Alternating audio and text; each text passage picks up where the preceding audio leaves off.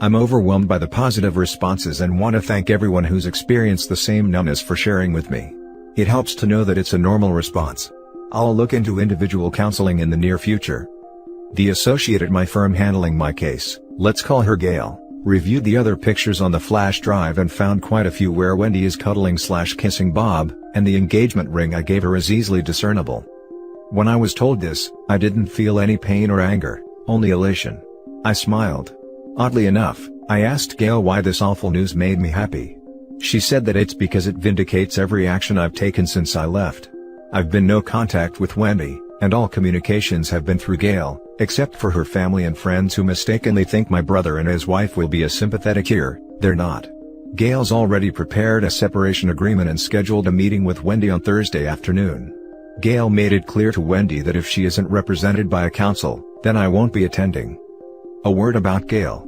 I can't post her firm nickname, but let's just say if you think Pit Viper, you'd get the right idea. I'm glad she's on my side. We'll be filing the petition for divorce shortly. Gail believes any spousal support will be minimal and end quickly, as she said I'll likely get stuck paying the rent for the next 5 months until our lease ends and Wendy completes the last of her doctoral courses. The only significant asset we have is the account with our savings for a down payment on a house, but it's a dual signature account with no ATM access. Thank you long forgotten bank guy, for suggesting that as an extra security measure against fraud. My sister-in-law went over to my apartment when Wendy was supposed to be at her part-time job to grab more of my clothes and personal items. She ended up listening to Wendy for a couple of hours. The Redditor who said Wendy would straight up lie about pretty much everything nailed it. The whole time sister-in-law was packing up my stuff, Wendy was telling one easily provable lie after another. Getting nowhere, Wendy asked sister-in-law, "Isn't there a guy in your background that just gets inside your head and you can't say no?" So, I guess that's my answer to why she cheated. Bob is a Jedi and Wendy is weak-minded.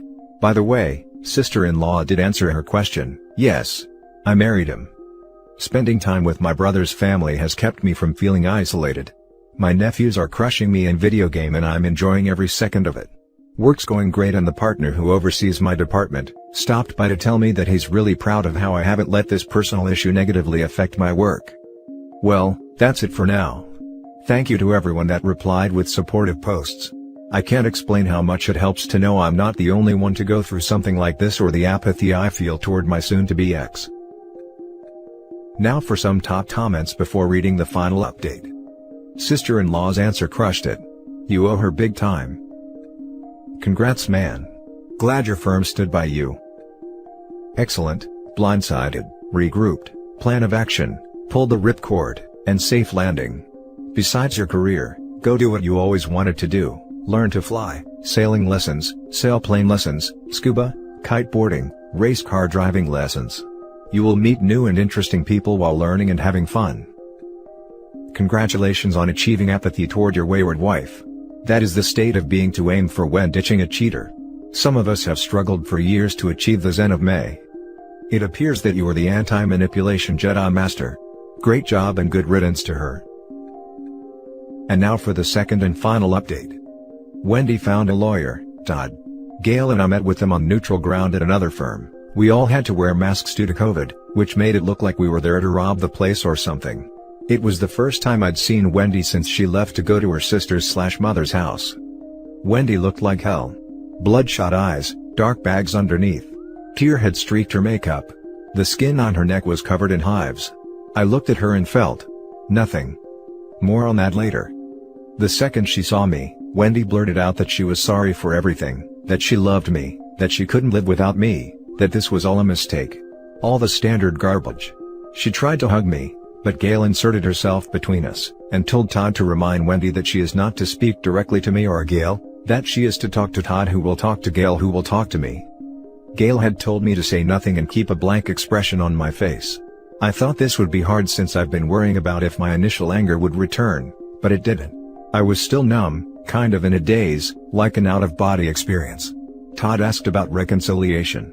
Gail made it clear that we were there to review the separation agreement. Nothing else. Wendy yelled at me that we've been married for 5 years, and I shouldn't throw it all away over a mistake. Gail reminded Todd that Wendy was not to speak to me directly. Todd whispered something to Wendy and she momentarily got control of herself again. Gail and Todd began discussing the separation agreement that she'd emailed him. Todd said he did, but didn't think it was fair to Wendy. He tried to nitpick, likely to show Wendy he was doing something to earn his fee, but Gail knocked down every argument he made until he admitted that it was as fair as the law requires.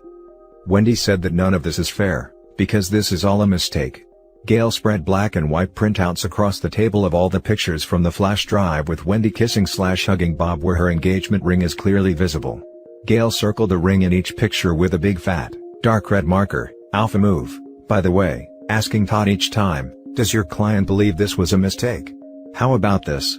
Was this a mistake? No? What about this one?" Wendy collapsed back into her chair to ugly cry. Gail and Todd began discussing timelines for delivery of a signed settlement agreement, and other matters going forward.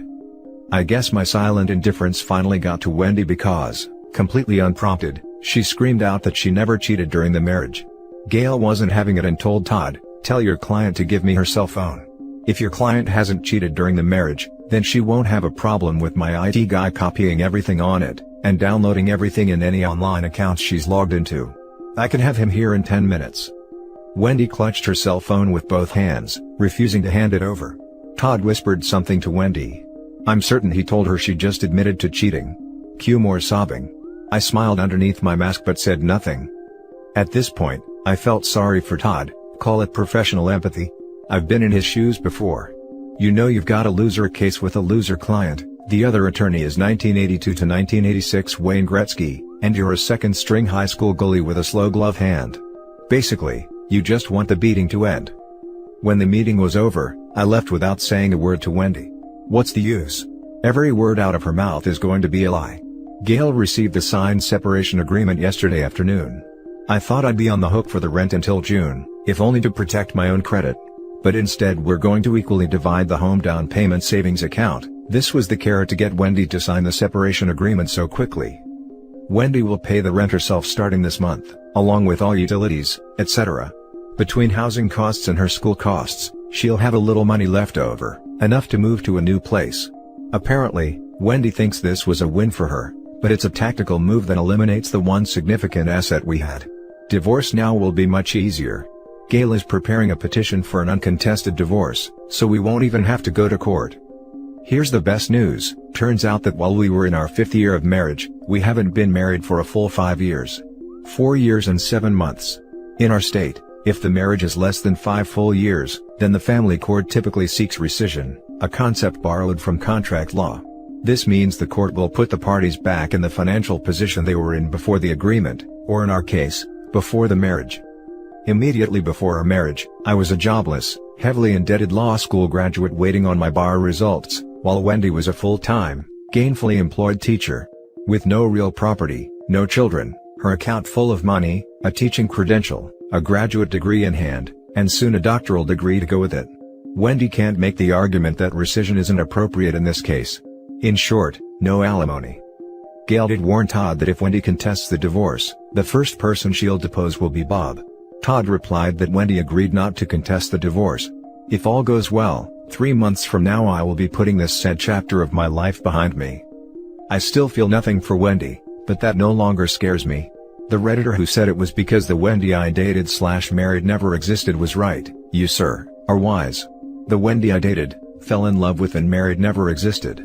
The person who cheated on me and lied to me, is a stranger. Our entire relationship was all a lie, an elaborate Plan B illusion that benefited her at my expense. I think my mindset also has to do with my first real job between college and law school, when I worked in commission sales. There was a phrase drilled into our heads, you have to get through a lot of no's to get one yes, so don't worry about the no's, don't waste your time and effort on them, and you'll find your yeses a lot faster and easier. Wendy was a no and I wasted too much time and effort on her already, so no more. Friends, family and coworkers have noted that my smile is back, and to be honest, I feel better than I have in years. But just to be on the safe side, I have scheduled a few phone/video appointments with a therapist. We'll see how that goes. This will likely be my last update. Thank all of you again for your support and wisdom. If I can repay your excellent advice with some of my own, if your spouse cheats on you, talk to a lawyer as quickly as possible, and then listen to what your lawyer tells you to do. And that's it for this video guys. If you have thoughts to share,